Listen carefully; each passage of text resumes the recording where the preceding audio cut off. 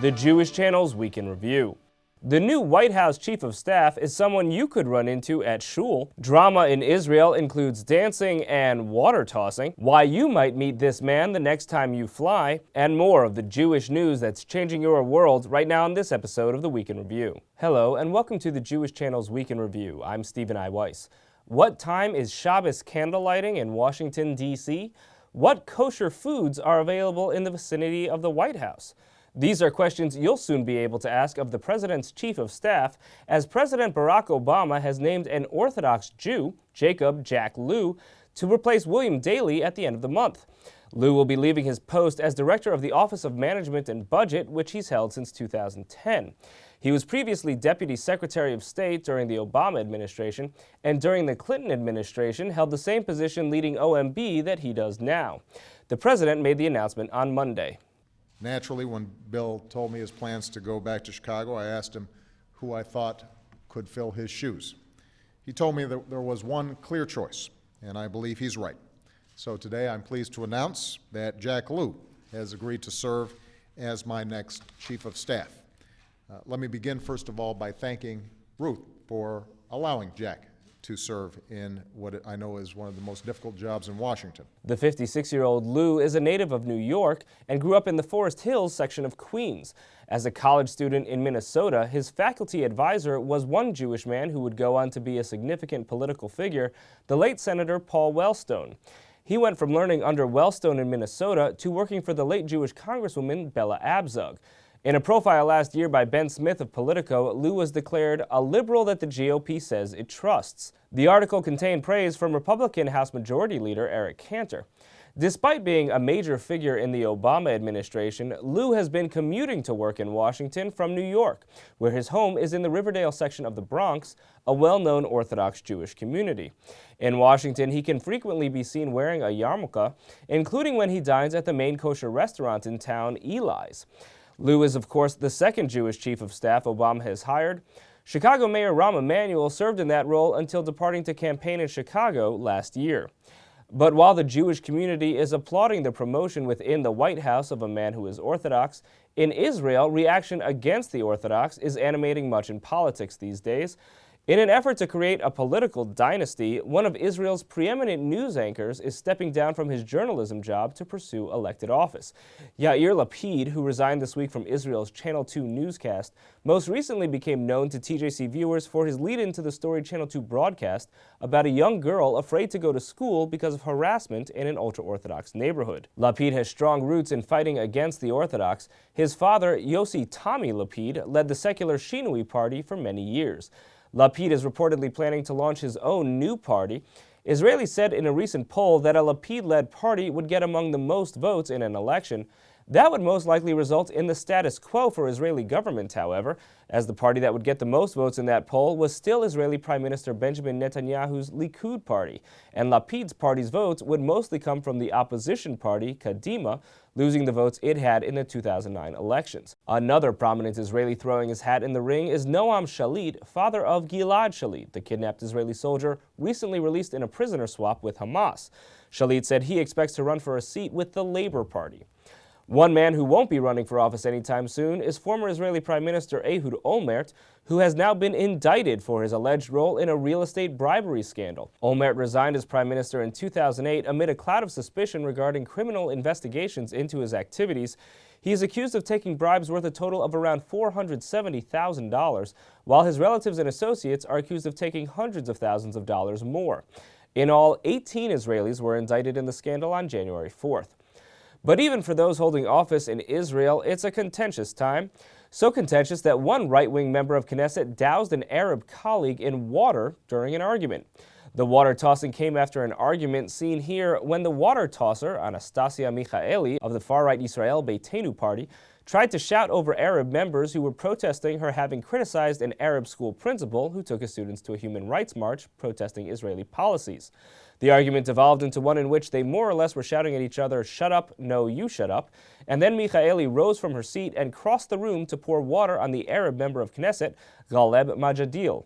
Michaeli has been suspended from Knesset for a month for her water tossing, which is reportedly the longest suspension Knesset observers can recall.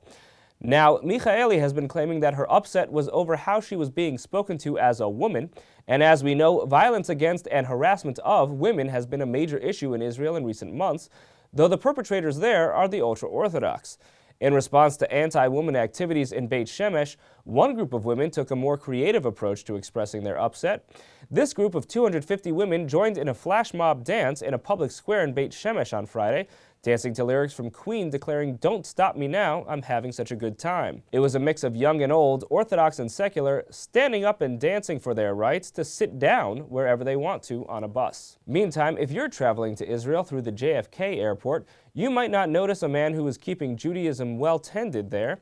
Meredith Gansman reports. Of all the things you'd expect to find at an airport, a synagogue may not be one of them. But at the John F. Kennedy International Airport, you'll find just that, the International Synagogue. And it's the only synagogue located in a major airport on the Western Hemisphere. People tend to think that airports are concerned with airplanes. Yet according to the International Synagogue's Rabbi Bennett Rackman, airports are more concerned with people than planes. And he should know. Serving Jewish travelers at JFK Airport for the past 9 years, he's arranged for everything from wedding and funeral-related proceedings to making kosher food available in the airport terminal. It's accommodating the needs and making a Jewish traveler feel at home here in an airport where you would generally think there's no Yiddishkeit, there's no Judaism.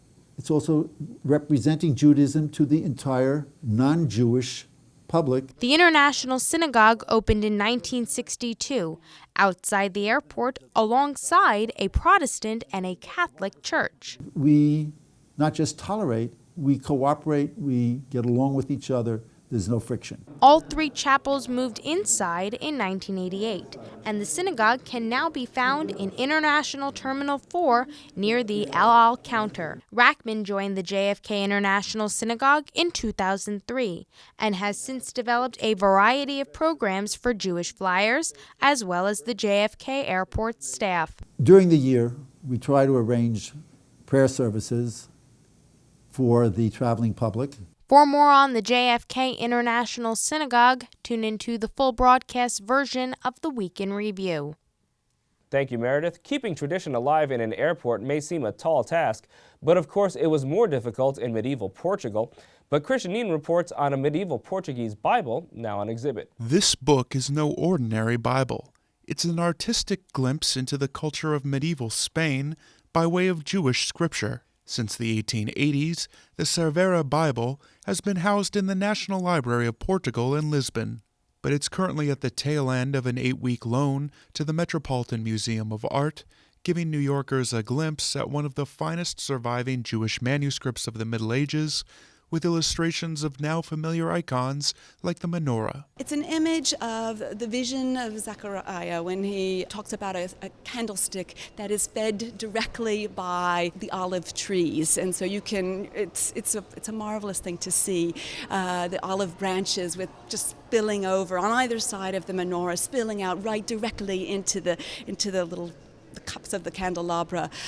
It is a book, an illustration that appears at the very end of the prophet section. It's actually not at the point of the book where this vision is discussed. That's just one example of the artistic license taken by the Bible's Jewish illustrator, Joseph the Frenchman, who was hired by one Rabbi Sasson of Cervera around the year 1300. He interestingly hired an artist that is very much speaking in an aesthetic vocabulary that isn't the vocabulary of the community. I mean, he's very much using what I would think of as sort of the hip, new aesthetic of Gothic France. He's not really using sort of the more traditional aesthetic vocabulary that we think of when we think of Spanish, Hebrew illuminated Bibles, which is very much an Islamic looking thing. It's very, without figural decoration, with lots of geometric motifs. It's a whole different thing going on. The motivation there, I don't know, but that's the story I wish I knew. Joseph the Frenchman was so confident in his own talent that he took the unusual step of illustrating a full page of ornate Hebrew letters celebrating his work on the Cervera Bible. But not to be outdone, the Bible's scribe gave an even more detailed account of his writing work. His name is Samuel Bar Abraham Ibn Nathan, and he tells us that he began the book in July of 1299 and finished it in May of 1300. That's not such a long time, but it might have been hastened along because he also tells us that he wrote the book while he was recovering from a broken leg. So it doesn't sound like he was able to do much more than write that book. and that's about as much as we know about how long the writing of it took. How long the illumination took, which would have happened after the writing, that's anybody's guess. To see and hear more about the Cervera Bible, please tune in to the full broadcast edition of the Week in Review. Thank you, Christian. Finally, while we saw women dancing to protest the treatment of women in ultra-Orthodox areas of Israel, we of course know that similar treatment happens here in the United States as well. But one form of protest you probably didn't think of was doing your laundry. Bottles of Downy fabric softener are the latest image of women to be defaced, as you can see in this image from a supermarket serving the ultra-Orthodox in Monsey, New York. The image was posted on the blog Dove Bear. White stickers were placed over much of a picture of a woman on a bottle. Interestingly, her bare ankles and feet were left unobscured, this in a shopping area carrying a sign that says, "Sleeveless clothing, shorts, and bare feet are strictly prohibited." That's all for this week. From all of us here at the Jewish Channel, be well. The Jewish Channel is available on cable. Time Warner Cable Channel 528, IO Optimum Channel 291, RCN Channel 268, Bright House Channel 330, Verizon Fios Channel 900, Cox Channel 1, Frontier Communications, and now on Comcast Cable in the on-demand menu under Premium Channels. For more information, visit tjctv.com.